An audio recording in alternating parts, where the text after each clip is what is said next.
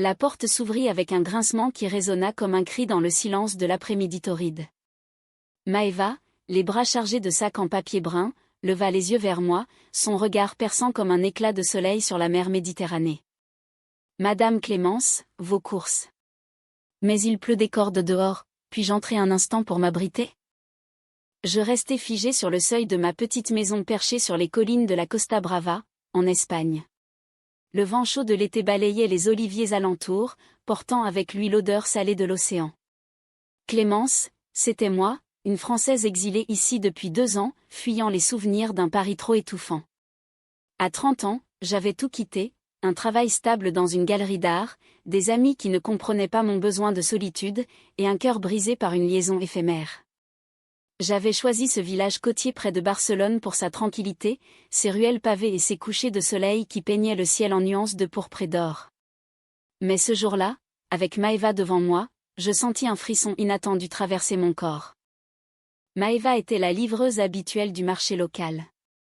Une Espagnole pure souche, avec sa peau hâlée par le soleil, ses cheveux noirs bouclés coupés courts, et un sourire qui illuminait même les jours les plus gris. Elle avait 28 ans, m'avait-elle confié un jour en passant, entre 2 livraisons. Née à Madrid, elle avait migré vers la côte pour échapper à une famille conservatrice qui ne tolérait pas ses choix de vie, comme elle les appelait vaguement. Je l'avais remarqué dès la première fois, son allure athlétique, forgée par des années de randonnée dans les Pyrénées, et cette façon qu'elle avait de poser les sacs avec une grâce inattendue, comme si chaque geste était une danse. « Entrez, bien sûr, murmurai-je, m'effaçant pour la laisser passer. La pluie s'abattait maintenant avec violence, transformant la poussière des chemins en boue. À l'intérieur, l'air était frais, imprégné de l'odeur du café que j'avais préparé plus tôt. Maeva posa les sacs sur la table de la cuisine, essuyant ses mains sur son uniforme bleu marine taché d'humidité. « Merci, Clémence. Vous savez, je ne voulais pas vous déranger, mais cette averse est sortie de nulle part. » Nous nous assîmes face à face, et pour la première fois, la conversation dépassa les banalités. Elle me parla de sa passion pour la peinture, héritée d'une grand-mère artiste, et de comment elle peignait les paysages marins à l'aube, quand le monde dormait encore. Moi, je lui confiai mon amour pour la littérature française, Balzac et Colette, et comment j'écrivais un roman inachevé sur une femme en quête de liberté. Nos regards se croisaient, chargés d'une intensité que je n'osais nommer. Était-ce le vin que je lui offris, un rioja rouge et velouté, qui délia nos langues? Ou simplement le destin qui tissait ses fils invisibles? Les heures filèrent comme des nuages chassés par le vent. Maeva rit à mes anecdotes parisiennes, ses yeux bruns pétillants d'une joie contagieuse. Je sentis une chaleur monter en moi, pas celle de l'été espagnol, mais une flamme intérieure, douce et insistante. Quand elle se leva pour partir, la pluie avait cessé, laissant place à un arc-en-ciel qui barrait l'horizon. « Revenez quand vous voulez, dis-je impulsivement, mon cœur battant la chamade. » Les jours suivants, Maeva revint, non plus pour des livraisons, mais pour des visites impromptues. Nous marchions le long de la plage, nos pieds nus dans le sable chaud, parlant de tout et de rien. Elle me montra ses toiles, des explosions de couleurs capturant l'essence sauvage de la mer. Je lui lus des extraits de mon manuscrit, ma voix tremblant sous son regard attentif. Une amitié naissait, mais je savais au fond de moi que c'était plus. En France, j'avais aimé des femmes, discrètement, dans l'ombre des conventions. Ici, en Espagne, avec Maeva, tout semblait possible. Pourtant, des ombres planaient. Maeva évoquait parfois une ex-compagne, une relation tumultueuse qui l'avait laissée méfiante. « L'amour, c'est comme une tempête, disait-elle. Il vous emporte, mais il peut aussi vous briser. » Je hochai la tête, pensant à ma propre histoire, à cette galeriste parisienne qui m'avait abandonnée pour un homme plus convenable. Nous étions 2 âmes blessées, attirées l'une vers l'autre comme des aimants. Un soir, sous un ciel étoilé, alors que nous partagions un pique-nique sur la terrasse, Maeva posa sa main sur la mienne. « Clémence, je ne sais pas ce que c'est, mais avec toi, je me sens vivante. » Ses lèvres effleurèrent les miennes, un baiser timide d'abord, puis passionné, comme si tous les mots retenus se libéraient enfin. Le monde s'effaça, ne laissant que nous deux, enlacés dans la nuit espagnole. Les semaines suivantes furent un tourbillon de joie et de découvertes. Maeva et moi explorions les recoins cachés de la Costa Brava, des criques isolées où l'eau turquoise caressait les rochers escarpés. Nous nagions nus au lever du soleil, nos corps se frôlant dans l'onde fraîche, riant comme des enfants. Elle m'apprenait des mots espagnols chargés d'émotion, te quiero susurré à l'oreille, passion gravée dans nos regards. Moi, je lui offrais des poèmes de Rimbaud, récités sous les oliviers centenaires, ma voix se brisant d'émotion. Mais l'amour, même le plus pur, n'est pas exempt de doute. Maëva travaillait dur, livrant des courses du matin au soir, et parfois, elle rentrait épuisée, les yeux cernés. Ma famille à Madrid me harcèle, avoua-t-elle un jour, blottie contre moi. Ils veulent que je revienne, que je me marie avec un homme bien, que j'oublie ses folies, point. Je la serrais fort, sentant la peur dans sa voix. En Espagne, malgré les progrès, les traditions pesaient encore lourd sur les épaules des femmes comme nous. Je décidai de l'aider. Avec mes économies, je louai un petit atelier pour ses peintures, un espace où elle pouvait créer sans contrainte. C'est pour toi, pour nous, dis-je en lui tendant les clés.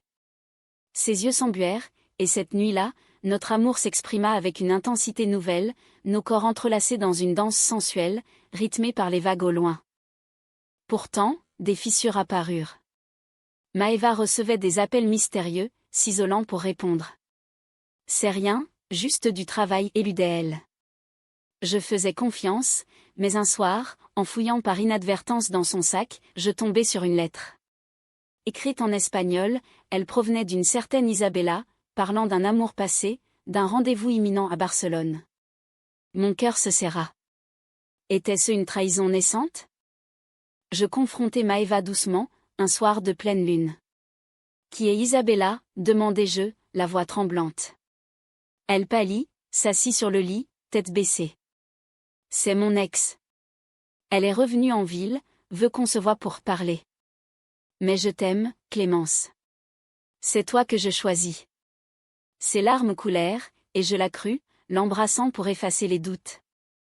Nous passâmes la nuit à nous aimer, plus fort que jamais, comme si chaque caresse scellait notre lien. Les jours suivants, Maëva sembla distante, prétextant des livraisons tardives. Je m'inquiétais, mais je respectais son espace, me plongeant dans mon roman. L'histoire que j'écrivais miroirait la nôtre, deux femmes luttant contre les vents contraires pour s'aimer librement. Un après-midi, alors que je marchais dans le village, je la vis au café avec une femme aux cheveux longs et au rire sonore. Isabella, sans doute. Elle se touchait la main, un geste intime qui me transperça comme une lame. Le soir, je rentrai, feignant l'ignorance. Maëva arriva plus tard, sentant le parfum d'une autre. « Où étais-tu » demandai-je calmement. Elle mentit, au travail. La dispute éclata, violente comme une tempête méditerranéenne.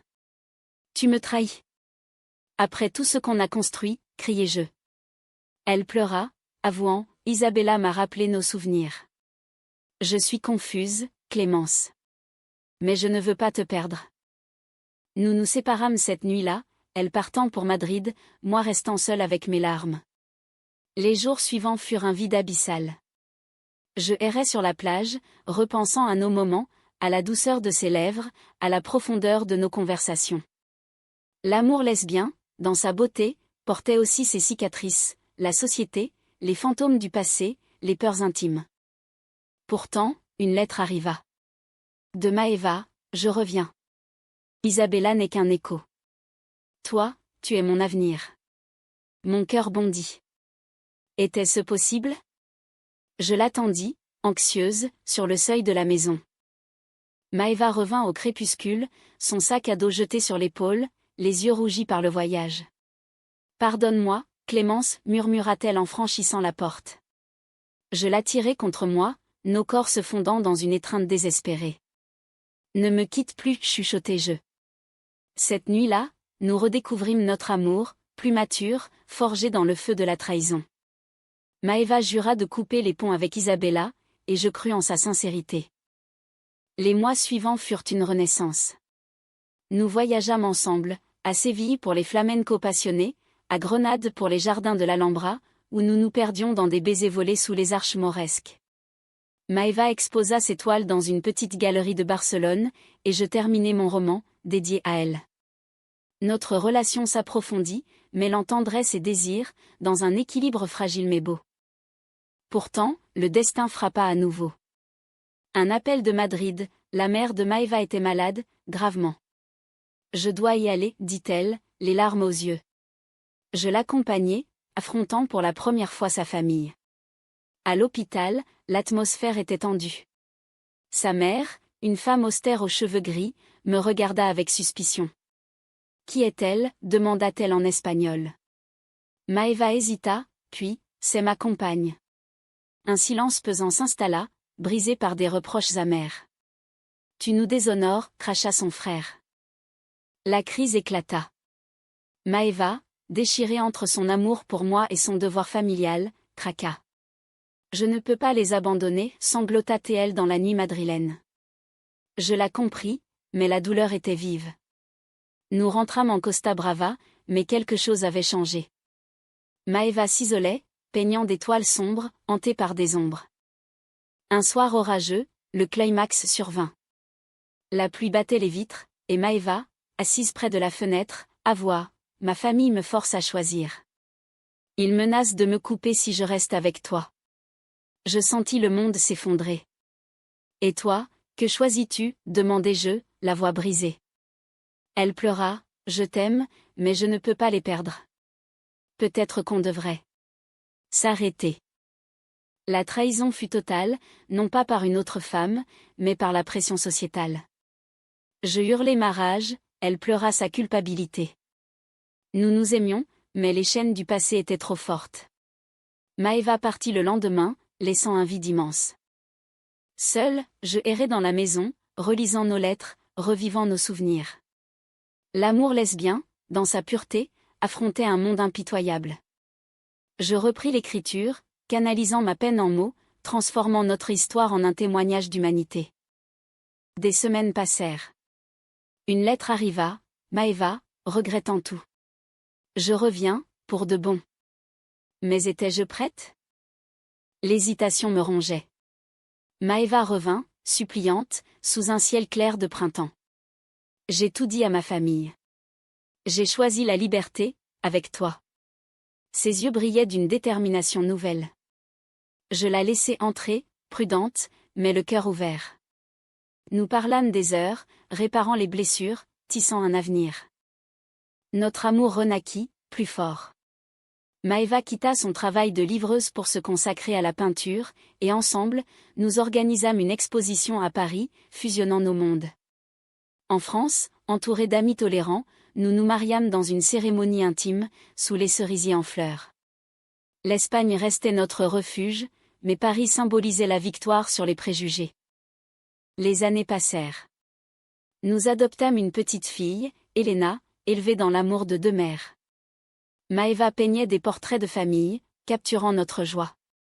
Mon roman fut publié, acclamé pour son humanité, racontant comment l'amour triomphe des trahisons. Pourtant, la vie n'est pas un conte de fées. La mère de Maeva, sur son lit de mort, nous pardonna, un geste qui scella la paix. Nous apprîmes que l'amour vrai exige du courage, des sacrifices, mais offre en retour une profondeur infinie. Aujourd'hui, assise sur notre terrasse face à la mer, Maeva pose sa tête sur mon épaule. « Merci d'avoir ouvert ta porte ce jour-là » murmure-t-elle. Je souris, sachant que notre histoire, cassée achetine et émouvante, est un témoignage vivant de l'humanité, l'amour entre femmes, libre et éternel, défie les tempêtes pour briller plus fort.